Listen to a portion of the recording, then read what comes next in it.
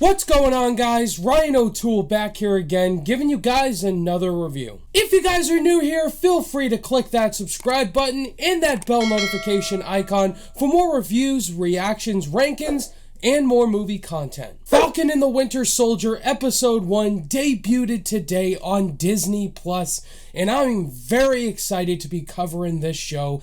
This is by far my most anticipated show from Marvel Studios in Phase 4. We had WandaVision end a couple weeks ago, and now I'm very excited to be doing in-depth spoiler reviews for Falcon and the Winter Soldier every Friday. Now, I have to emphasize this. This is a spoiler-filled review. If you have not seen the first episode yet, I did do a non-spoiler review for the first episode of Falcon and the Winter Soldier.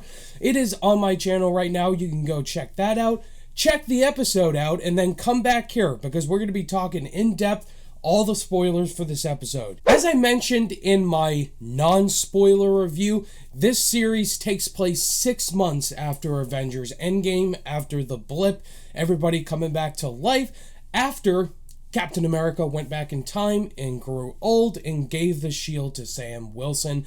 This series picks up 6 months after Avengers Endgame. The first 15 minutes of this episode is this incredible action sequence. It's this mission Sam Wilson is going on. He's basically being sent out to look for a commanding soldier on a helicopter, in which he has been taken hijack and kidnapped by a character we have seen before in Winter Soldier. That is George Backtrock. If you don't know who George Backtrock is, he was that German soldier on the ship in the opening of the Winter Soldier. Remember when Captain America fought that dude and he's like, why do you always wear a helmet and a shield? He's basically going to find that dude, and this opening action sequence is absolutely fantastic. It is pretty much 8 to 10 minutes long, and I just loved how this opening sequence was filmed. And Falcon using all of his abilities, which we've seen in the previous films. We got to see Red Wing, that little machine he has on his jetpack, which is really cool. And he is getting help on the ground by this soldier named Torres, who seems to be a character that's going to be in the show. He's telling Sam what to do, where the helicopters are, where this soldier is that he's trying to find. And it's just a really cool sequence. I love Falcon, Anthony Mackie using his comedy and his action involved, using all those cool gadgets that he has on his suit. Then he fights Backtrock. So after that sequence, Sam goes to the Capitol in Washington, D.C. and has a hearing that he won't be taking on the mantle of Captain America. He says that the shield belongs to Cap, and what we do learn is that Steve Rogers' Cap has passed away in these past 6 months. So all of the rumors and speculation people have been having that Chris Evans is going to return to the MCU, it's pretty much confirmed here that Captain America has passed away in these past 6 months. Didn't reveal that in the non-spoiler review because it's a spoiler. That's the first big spoiler here. After Sam gives the shield to the government for museum purposes, we meet Rhodey again. Don Cheadle does appear in this episode. Rhodey and Sam go have a talk, and Rhodey asks Sam, why didn't you take up the mantle? Like, you're very well qualified for it. And he does talk about, like, the shield just doesn't belong to me. It belongs to Steve.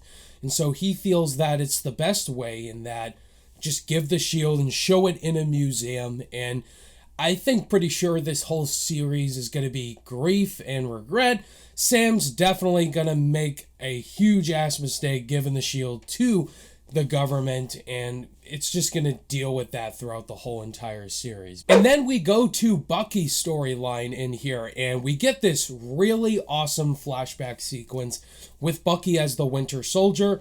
He's going to take out these bunch of goons. He's being sent on this mission from Hydra, and he's beating these dudes up. We get to hear the Winter Soldier theme, which was incredibly awesome. Taking these guys out, he says, "Hail Hydra," kills a guy right in front of this other person that's going to play a factor into the episode.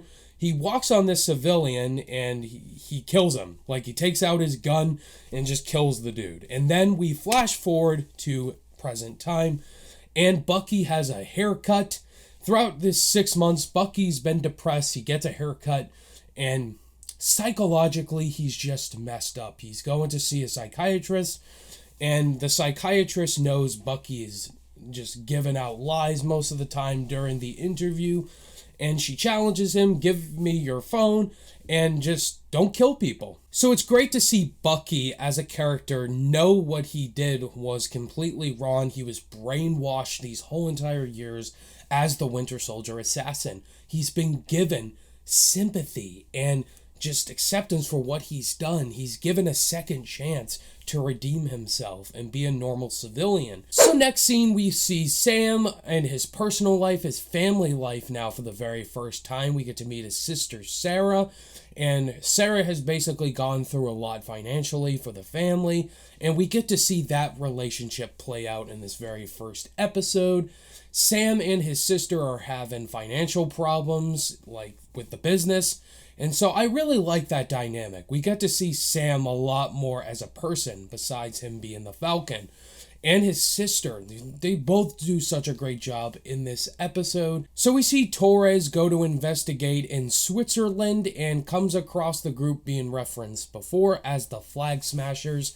This is going to be one of the key villains in the series, a group of the Flag Smashers who believe in different ideologies after the death of Captain America. They basically think, like, patriotism is nothing. And so I like seeing the introduction to the Flag Smashers. I don't know anything about these group of characters. If you're a comic reader, definitely let me know in the comments who they are.